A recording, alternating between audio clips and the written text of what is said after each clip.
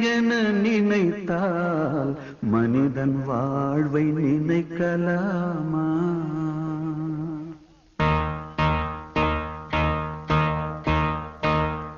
தோல்வி நிலை என நினைத்தால் மனிதன் வாழ்வை நினைக்கலாமா?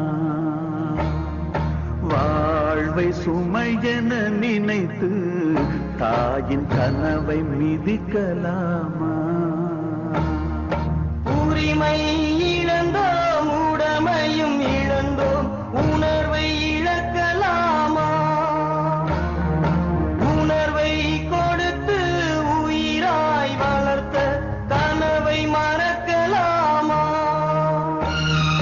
தோல்வி நிலை என நினைத்தால் மனிதன் வாழ்வை நினைக்கலாமா?